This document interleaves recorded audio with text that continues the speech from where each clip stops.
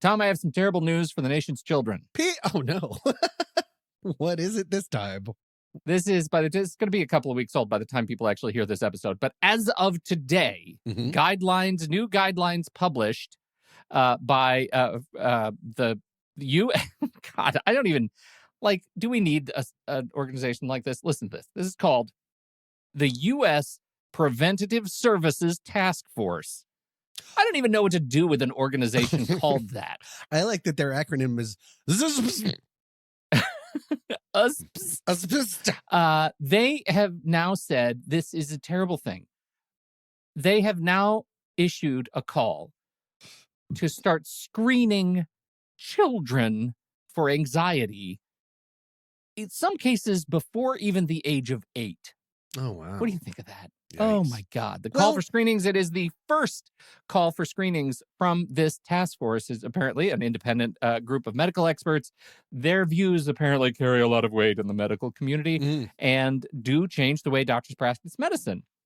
They re-emphasized recommendations that children ages 12 and older should all be screened for depression. Sure. So that's one that they've already had, but they're just leaning in on it. They now say anxiety needs to be in there. In its recommendation, it says this. Nearly 8% of children ages 3 to 17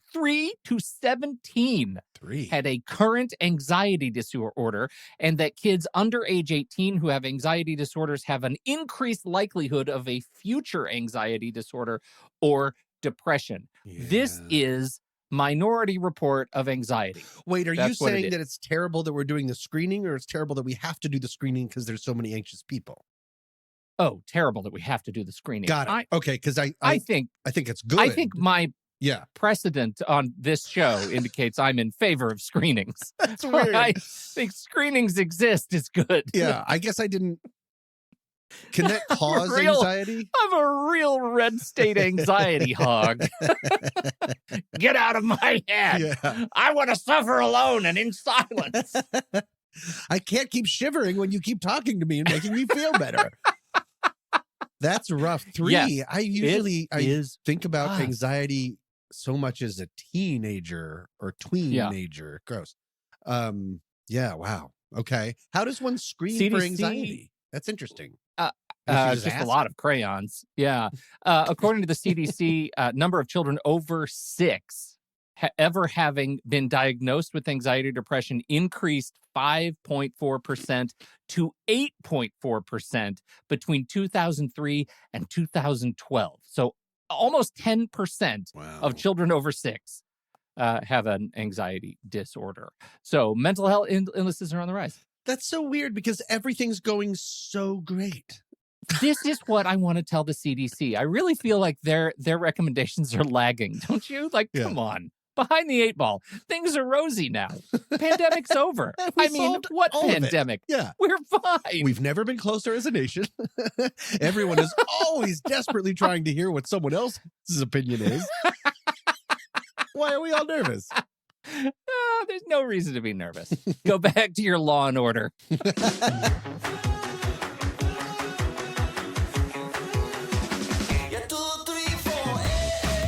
Welcome to What's That Smell, a sometimes funny podcast about humans and their anxieties. I'm Pete Wright. And I'm Tommy Metz III. And each and every week, we drag one of our deepest, darkest anxieties into the light to share it, learn about it, and hopefully laugh about it with all of you. Reach out. As you know, we love hearing from you in any way you can manage to do it.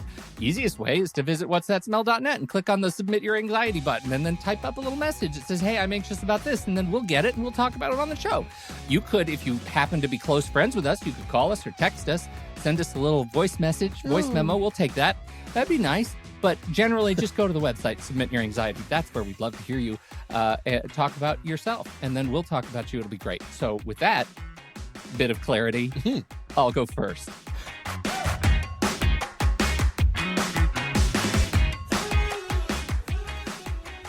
Tom. Peter. You go to the store. You want to buy something. Yeah. How do you know how much it costs? What? Oh, I mean, the price tag? Okay. Yeah. Tom, this is you easy. need to mail out invitations to your next big fete. Oh. You have all these envelopes, But how do you get the addresses on them? With a pen. Yeah, you're doing it wrong. You go to the dentist. You've been a really good boy. If you're lucky, they'll give you one of these as a prize, possibly a smelly one.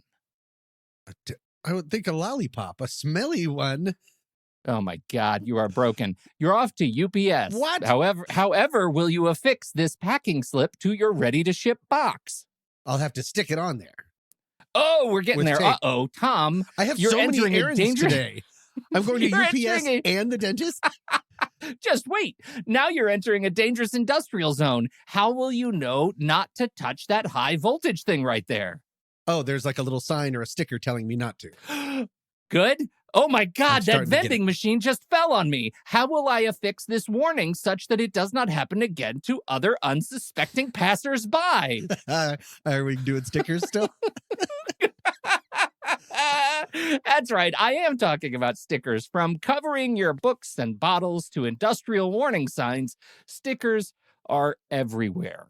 And you know, for most of us, just seeing a sticker might be fine.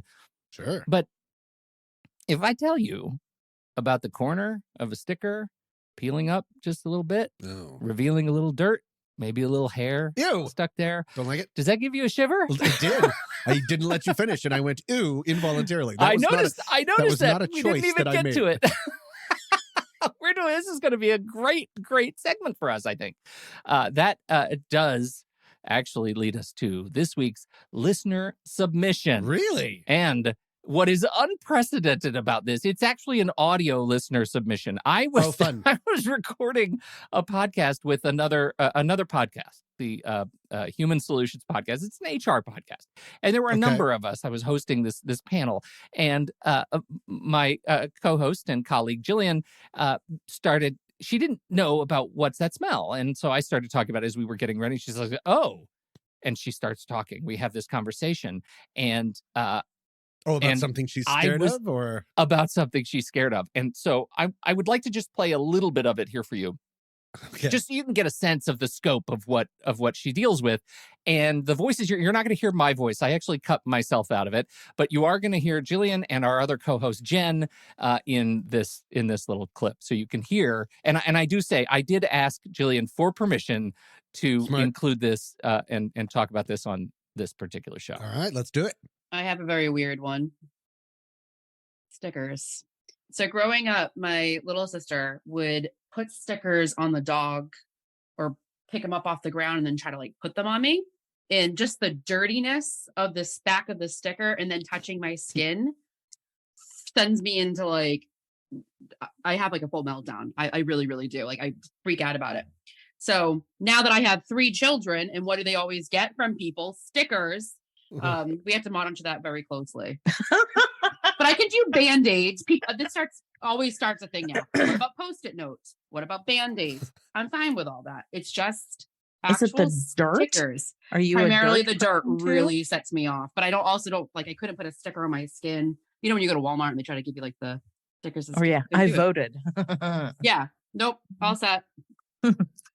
My body temperature goes up. I'm like instantly clammy. And I just start to like get it all. And I scream. I scream. I have like a high pitch. It's an actual panic. Yeah. And my cousin and I were talking one day about this. And she goes, "Are you kidding me?" And I said, "Yeah, I know it's ridiculous." She goes, "Jillian, I have the same phobia." There you go. Wow. Right? So all of that leading up to the end is like, oh, okay, isn't that quaint? A sticker thing. But then she describes how her body feels when stickers get close to her. And there you go. Like then things kind of come off the rails. Was she switching gears at the end? For clarification going forward, the dirt is definitely a big part of it, but also she just can't put a clean sticker on her skin, it sounded like. Well, and that's where it sounds like there is a bit of a as phobias are, they're kind of ridiculous in the way we our brains deal with them, that they're overlapping. Kind of okay. Yeah, they're sort of overlapping. But it really is like the dirt and hair, the act of seeing a dirty sticker, or maybe it is triggering clean sticker to dirty sticker. Sure. Like there's no stickers is sort of the rule, no stickers.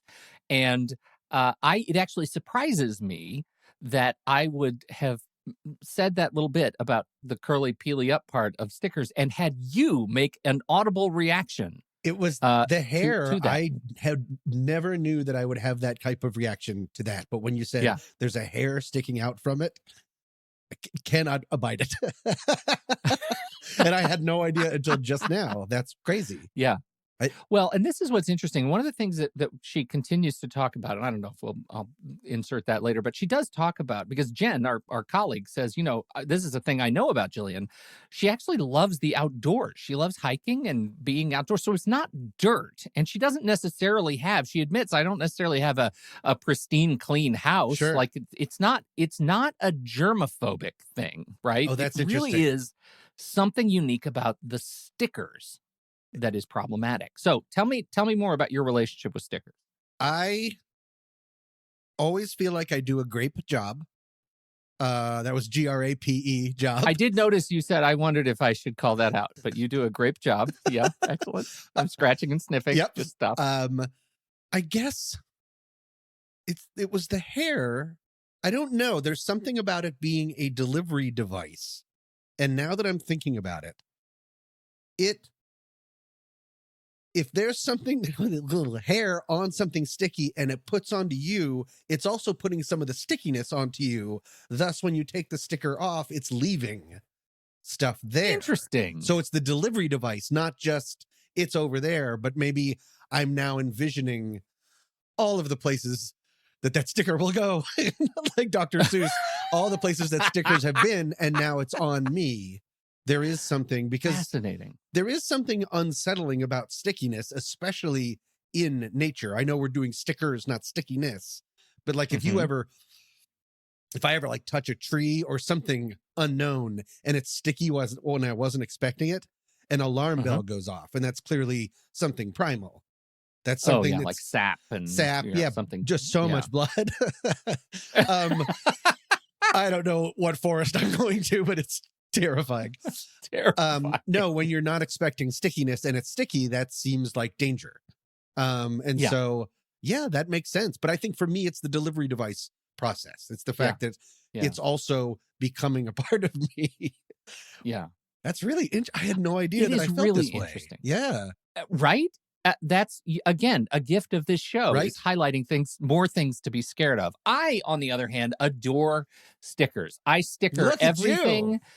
This is my water bottle. It is just fully burdened with stickers. My laptop, I wish you could see my laptop. One of the things that it's plugged in the closet, but one of the things you should know, on the top of my laptop is covered. I always get the vinyl D-brand skin and I put it on the top and bottom of my laptop so that I can completely destroy my laptop with stickers. And so the top of my laptop is destroyed with stickers. And then it's easy to peel off because you can peel off the vinyl and all the stickers come off. Got it. And then on the bottom is the black vinyl and then one sticker. It is one sticker. It is the legendary, now completely dissociated with any story that has ever been told, Tommy Oscar. As drawn by Joel Micah Harris, who drew you standing in one of those red carpet lines, hands in pockets, and drew it as an Academy Award. And it's my favorite thing in the world. And I have just a few more of those stickers. So every laptop that I get is going to get one of those. I think if that was an actual award, it would be called the Frumpy. Because it's amazing, but I look a little schlubs. Yeah. I think it is amazing, and it so captures, I think, our relationship really just perfectly. So I started looking into this. And first of all, Jillian, you have to know you are absolutely not alone. And when I start looking up stories of other people who experience this particular specific phobia, increased heart rate, palpitations, dry mouth, body temperature increase, shortness of breath, dizziness or nausea. Additionally, the feeling of panic and that, people will report when they get a sticker on them that they're almost claustrophobic. They feel like the world is closing in on them because a sticker is on them. It's like risks growing and trapping them in this sort of stickiness. Can I interrupt real quick though for one clarification? Because there seems to be a big difference between how you use stickers, your love of stickers, and it's Jillian. My apologies. Yes. And Jillian's is yours aren't on skin. None of yours are on that's skin. true. Like, because I have to get a sticker every week when I go to Young Storytellers because LAUSD is crazy about making sure everyone knows that you're a visitor. But it's on clothes. They love that. So it does nothing. Yeah. That doesn't bother me. Yeah. That never bothers me at all. But so I want you to keep going, but I do want to know if you have any... I think that's a good point. Yeah. I don't have anything with stickers on skin. I Got don't it. have any problem with that. Got it. Other than, like, we talked about, I had my IV last week, and I'm a hairy guy. Like, I have hair all over my arms. I'm practically a Yeti. And so that makes me uncomfortable, the act of, like, ripping tape off of skin. Yeah. I don't love that. But it's not, I would say it's not a phobia. It just freaking hurts. Right. And so I don't harbor any sort of sticky resentment to that. To wit, the listeners can't see, but almost your entire face is covered in duct tape. It's like you made a little mask for yourself. Why are you doing this? So let me just tell you, this is a really interesting thing that we run into a lot of specific irrational phobias, right? And we use the words a lot, but I've never run into a case quite like this, where I feel like I've gotten to the beginning of a specific phobia being coined, right? The phobia as it has been adopted is pitachianophobia. Pitachianophobia, right? Okay. Pitachion is the Greek word for label or ticket. In Latin, it would be read as pitachium.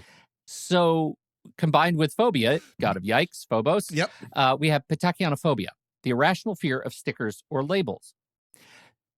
I found the guy who coined the term. Really? The guy who came up with it. And now you search for pitachianophobia, and it's kind of work to find the original post. It's just sort of been adopted by the community as pitachianophobia. His name is Peter Field, and he is a hypnotherapist. And as it turns out, hypnotherapy is a dramatic, treatment of this particular thing. I was having a conversation with Dr. Dodge, our friend, Dr. Dodge, immediately before this call. And I was telling him how crazy it was that I just found pitachianophobia and got to the bottom of it and was kind of sharing with him a little bit about the story. And he said, the first thing he said, without knowing that Peter Field was an expert British hypnotherapist, he said, this person needs to go see a hypnotherapist. The devil, you say? It's that well known. It is. And he said regression therapy, being able to go back through and try to peel back the onion of initial trauma is the thing. Yeah, is the thing that you can do to figure out. Like, when was it that we actually developed the phobia of stickers? Usually it'll come down to an event. Right. An event. Right. I go back to my needle thing, right? This is how it sort of came to, because I just had this IV. But when I was a kid, the first IV I ever had, the nurse screwed up. They wanted to put it in the back of my hand, which is awful, and missed the vein. So had to go to the other hand and did it there, missed that vein, came back and did it in my wrist. So they tried 3 times. It was terribly traumatic. And it turns out that's where my needle phobia started. Right. I had no problem with needles until that moment. Right. And then the rest of my life, I'm working on trying to get to the other side of this. Well, that's what these specialists are saying. Like, you want to get to the other side of this, you've got to go back to the beginning and unravel it there, which is somebody started putting stickers on you. Somebody put stickers on the dog. You are, in this case, if you're witnessing this animal getting stickers put all over them, that in some cases you might be over empathizing or over personalizing the pain that the dog will go through when you rip sticky stuff off of vicarious them because of their fur. Yes. Yeah. And maybe you've been carrying that. So that's one of the examples of things that could. So it could be related again to the dirt and the germs and I think you put it perfectly, this idea of like, now, the places the stickers will go. It could just be gross. Like you can again over empathize with the journey of that sticker and know that it's going to go to filthy places and that might somehow rub off on you. What do you think of all this stuff? Pitachianophobia. It makes sense. And before this podcast, if you were to just be real quick and be like, you afraid of stickers? I'd be like, shut up. and now? Yeah, I'm afraid of your face. And now I'm like, oh boy, oh boy. I guess I'm going to stop voting. like the other woman said. I think it's very, very, very interesting. And so I think that, like anything else, treatment of sticker phobia, patachianophobia, is massively impacted by transformational hypnotherapy, regressive therapy. Yep. Regression therapy. I don't know where I stand on. I haven't seen anybody say exposure therapy is going to get you to the other side of this, right? Just cover yourself in stickers. Pit? Jeez, God. That sounds like a kid's version of a Saw movie. I think I do have one sticker related thing. Have I told you about my fruit sticker problem? Go ahead. I don't think so. It's my daughter. Oh. She's a troll. And she knows that I hate this, and so she does it with abandon. She takes the little stickers on fruit, which why? Yeah, individual stickers on fruit. Not necessary. Come on. Not necessary. Not necessary.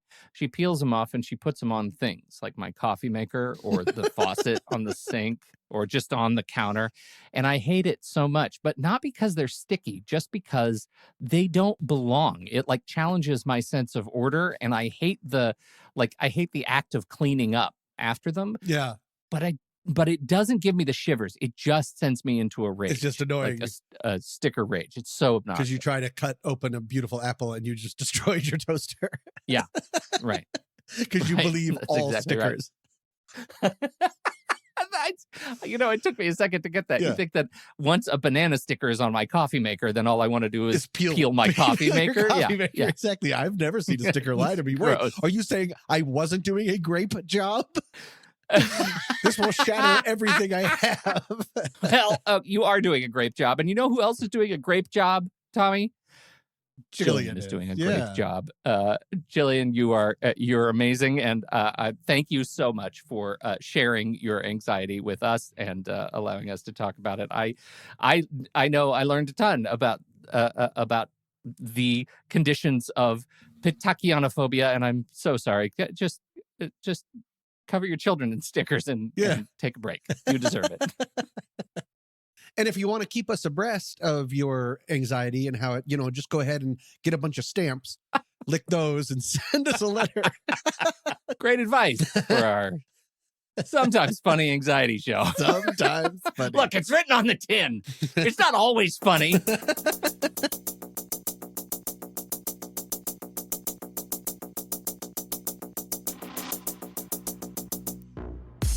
Support for a team can come in a lot of different shapes and sizes, from fan clubs to management staffs, from fundraisers to social media posts. And in the world of sports, one of the biggest cheerleaders, well, apart from the actual cheerleaders, is the mascot. One of the earliest known mascots was a taxidermied dead bear cub used by the Chicago Cubs in 1908. It was later replaced by a real live bear mascot after some fans reportedly said, quote, gross. There have been plenty of reports of odd sport mascot behavior, like the time the Toronto Raptor mascot tried to rollerblade down the stadium steps in 2010, ultimately falling over and deflating his entire costume. Or the time in 1988 when Los Angeles Dodgers coach Tommy Lasorda got in a legit fistfight with the Montreal Expos mascot Youppi, presumably over his terrible name choice. But perhaps one of the oddest or disturbing, but also weirdly funniest examples of attempted mascot support took place at a Denver Nuggets game in 2013. The plan was for the beloved mascot Rocky, actually a man dressed in a furry mountain lion costume, to be lowered from the rafters via cable to center court before the start of the game. He was wearing a jetpack contraption and was there to whip the crowd into a frenzy. Things did not go as planned because, for reasons unknown at the time, the man playing Rocky had passed out while dangling high up in the rafters.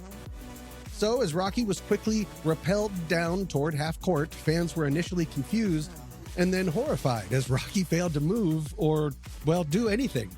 And as the spotlight followed him with the music blaring, a seemingly lifeless Rocky, arms and legs dangling, was lowered onto the court, where he immediately crumpled over. It sounded like this.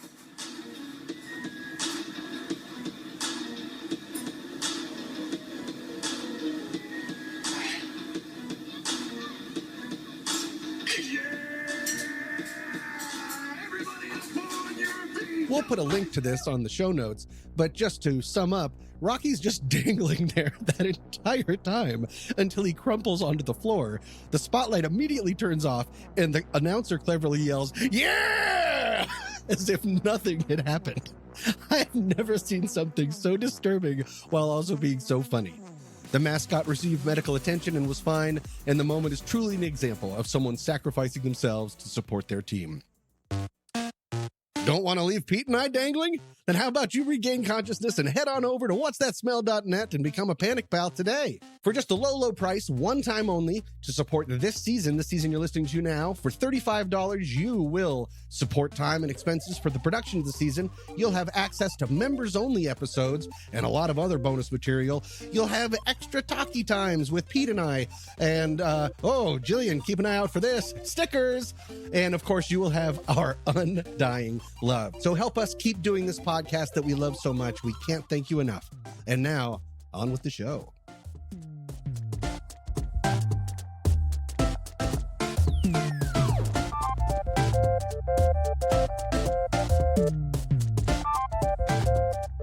Boo! Pete, you know I like scary things. Scary movies, scary books, haunted houses, sushi from gas stations. We've talked about it at length. But have I ever shared with you the time that I was perhaps the most scared I've ever been?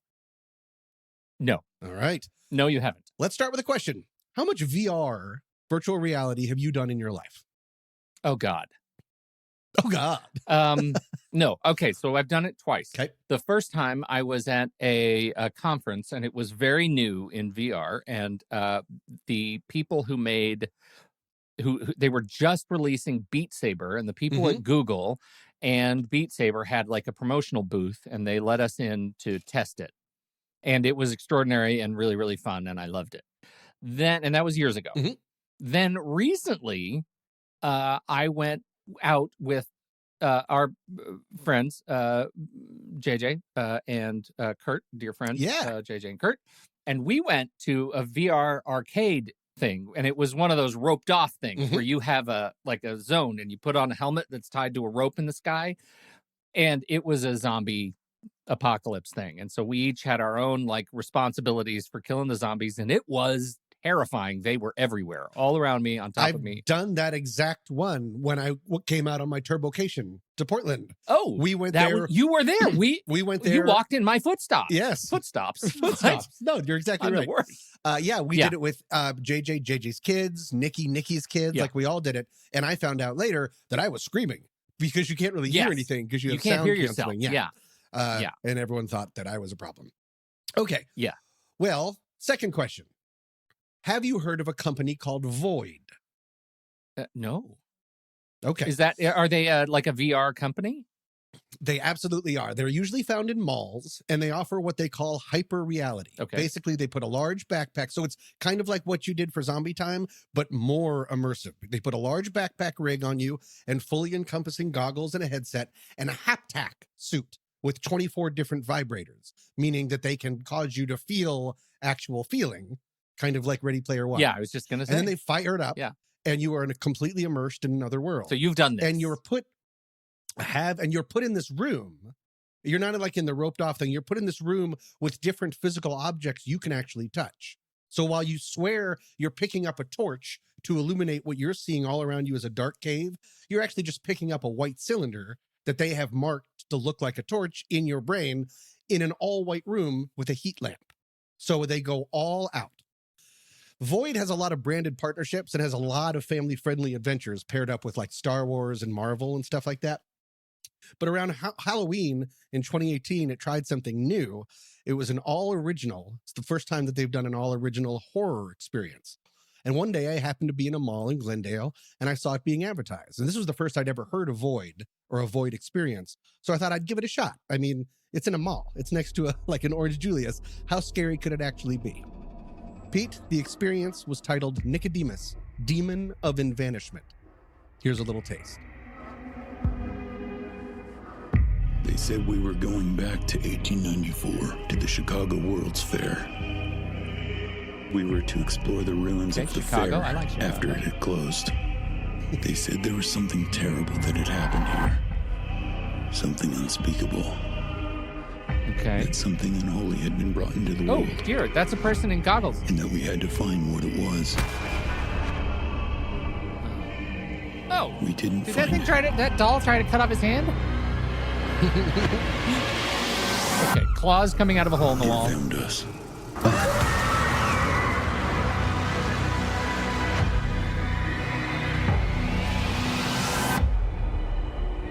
Oh. I mean, I don't care for any of that. Like, you just, I mean, come on. So, can I replay a little bit for people who couldn't see it? Sure. All right. So what you're seeing is mostly it's CG, like you're in an animated kind of environment. You see hands moving, and then occasionally it'll just flash back to describe to exactly what Tom was describing, where it's somebody with a headset on, like you think they're carrying an axe or something, and it turns out it's just a stick. But and so you see the people in the room, which is just a plain room. And in reality, but it flashes back to what they're seeing in real life. And there are a lot of puppets and dolls, and then there are claws in the wall, and I didn't care for any single thing about that. It's just like this is like flashbacks to the escape room where I was left in stocks forever because no one let me out, and we sent you to that horrible basement one that was just everything was awful about the experience. What? Go ahead. Tell me about how scared you were. Did you poop your pants a little bit? No, it wasn't actually that scary. All right, coming up next week. No, I'm just kidding, Pete. It was terrifying. It is the most scared I've ever been. It was like living in the movie Jacob's Ladder, which is my favorite scary movie, but set in a corroded World's Fair, which is scary enough on its own. You wander around, you get on trams, you descend on elevators, you are chased. At one point, you're walking through a garden filled with beautiful statues. The lights flicker, and when they come on again, all the statues are looking at you. The lights flicker again, they come on. All of them are now behind you, trying to grab you. You look at yourself in the mirror and everything looks fine, but when you look back again, there's a screaming, shape-shifting humanoid figure right behind you. And you turn around and there's nothing there. Pete, I've never screamed so much in my life. Wow. But this podcast isn't called Tom and Pete's Favy Creepies, although that honestly might be probably better, especially because all of this is coming from you, a guy who, when he was a child, would sit on the stairs in his dark basement and turn off the lights to see, trying to make myself feel see how because you were born with no feeling and you always had to try to amp it up. So here we are. Correct. Because this is about anxiety, first I want to zoom out. I was absolutely terrified, whipping around, screaming. I'm hitting walls, not like I couldn't see it coming, like I'm backing up against walls because there are things that I can't get away from. I'm hiding under tables. I'm grabbing fake torches. And zoom out. It's just me alone in a pretty small room wearing a giant backpack like a pudgy Ghostbuster. Sidebar, if you're interested in this whole idea, they make you feel like you're traveling incredibly longer distances than you're actually walking using a tactic called redirected walking. And it's really, really interesting, but that's not for this podcast. So if you want to look that up, redirected walking. Okay. So I'm in a room where nothing can actually hurt me. And granted, I go into situations like these, we've talked about this, like a raw nerve. Like if I'm in a horror movie, I lean in. Yeah. I really want to be enveloped and have all the sensations. But this was almost too scary for me. I was really, really frightened and really panicking at times. And it never occurred to me to do one thing. Can you guess what that one thing was? Lift the helmet. Oh, I was just going to start with close my eyes. But of course, lift the helmet off. Yeah. I had all the power, but I was so immersed that it didn't occur to me. I felt like I just had to keep living through it until it was over. And it just kind of kept going. And it was fun, but almost too much. And when it was done, I didn't want to, it was like a roller coaster that's too much. Like you didn't want it to go a second longer. Wow. And so when it was over and I left, I sat in the food court. Because again, like, is this a real food mall? court? Yeah. Yeah. Again, mall. Yeah. Now I'm outside of a Wetzel's Pretzels, calming down, like breathing heavy.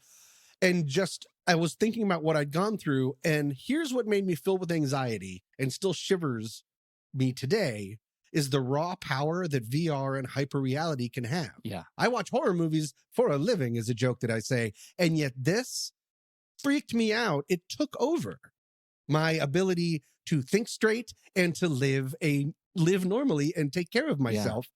Yeah. And I'm very aware, and we've talked about on this podcast, that there's some groundbreaking VR treatment to help aid anxiety. Mm-hmm. They're doing a lot of stuff with that, and that's great. But as we're making advances on it every day, I'm sorry I have to turn it dark.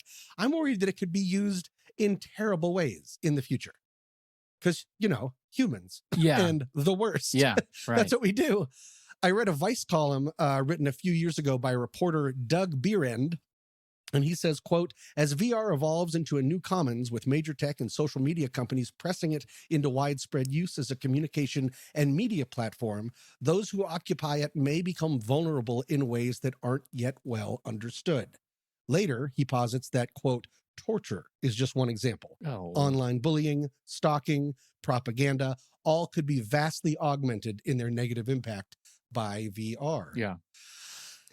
Well, and it I'm gets sorry to take it dark, but I can't get that out of my head. Yeah. Well, and because it happened to me in a mall. It happened to you in a mall, and I think the idea of a completely virtual environment is one thing. Like I can see how that can be used, but I think it's sort of the dark side of augmented reality, where you put the world on and you can see through it, so you see the real world. And they're inserting questionable things into the real world.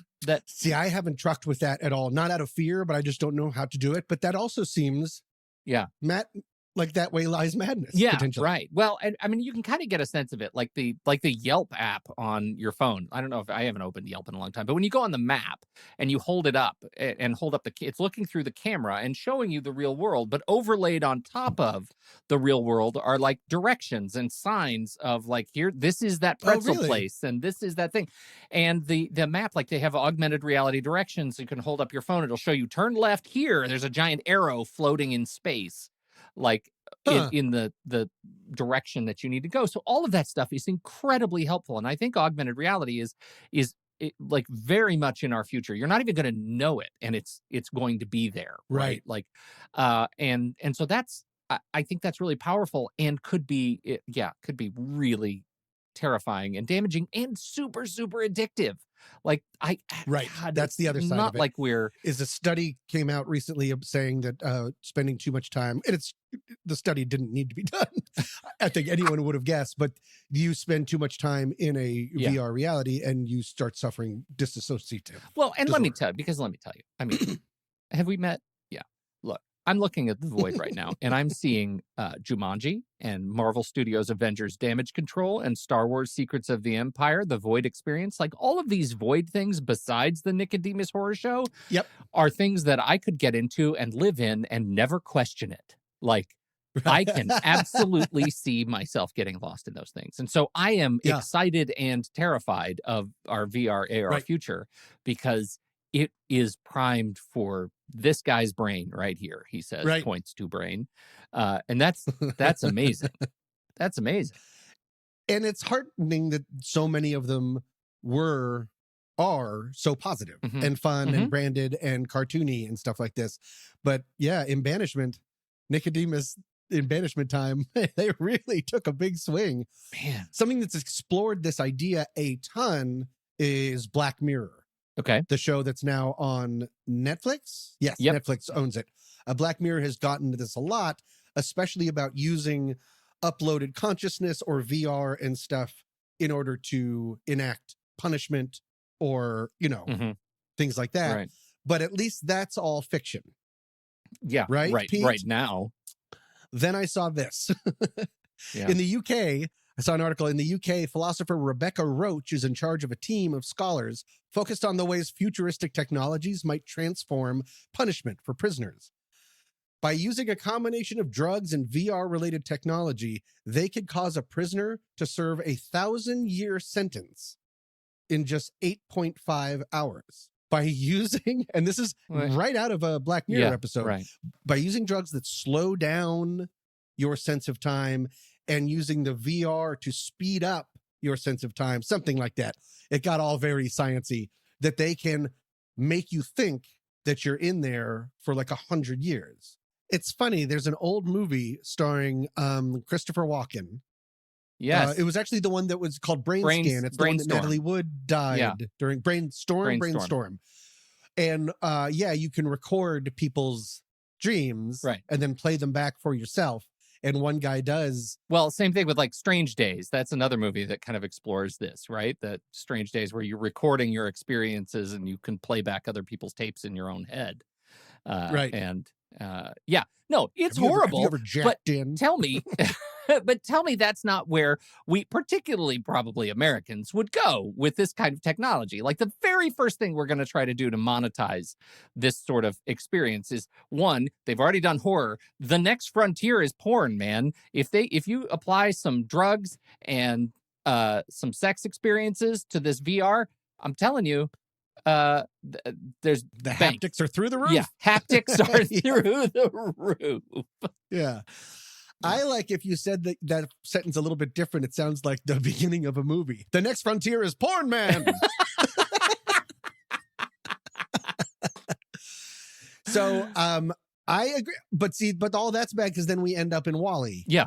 Where we're all just in hover chairs and not doing anything and not interacting and stuff. Is there anything really going wrong back with that? real fast. I mean, floating chairs and constant milkshakes. Come on. The idea of using it for nefarious things, because I'm fine with punishing criminals, but this could get way out of control. Yeah. Like the idea of just throwing them in a mind prison for hundreds of years because it doesn't, Christian Shireen, leader of a group called Be Another that designs VR experience, warns that, quote, you can create experiences that aren't necessarily really what is happening. That allows you to maybe skirt around certain legal situations that might inhibit you otherwise. Yeah. I'm looking at you, Abu Ghraib. I've never known how to pronounce that word.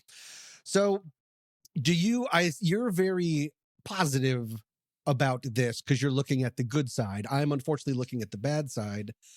Does this give you any anxiety for the future? Well, it's like anything else, right? I mean, all the technology that we have and are using, I think that is so helpful and so wonderful can be used for ill. And this one gives me a little bit of anxiety because it is like so directly requires a rewiring of our brains, right? Mm-hmm.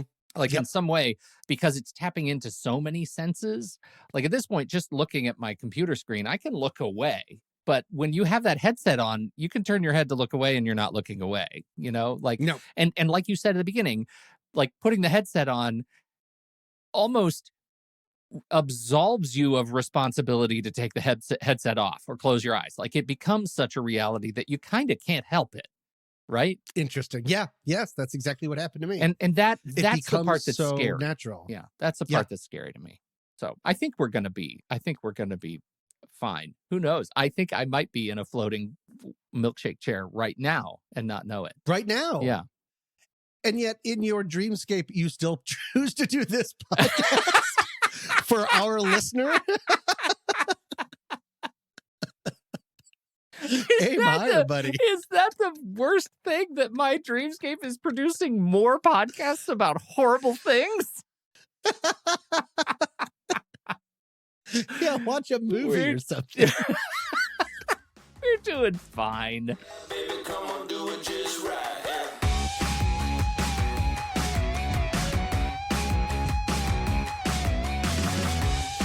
Thank you all so much for joining us for this episode. This week's tune is Make It Rock by John Coggins. Coming up next week. I'd be afraid that when I was Sigmund Freud, I'd be like, that guy looks junky. That's me! I would just still crap on myself. I like to call them hikes. I'm actually just trying to find the wedding. I never was invited. So it's just me wandering around the countryside being like, I brought a gift. That's accurate. Does that make more sense? Yeah. Does that check Perfect. out? That's better. Yeah, thank you. So we were all on a Mexican hike. I don't like the fact that we'll probably be competing with, with Jesus talking to God. Jesus talking to God. Yeah. What are you listening to this week? Oh, Pete and Tom. How about you? The Son of our Lord. Jeez. That's a tough one. Until then, he's been Pete Wright. And he's been Tommy Metz III. Thank you for downloading. We'll be back next week on What's That Smell?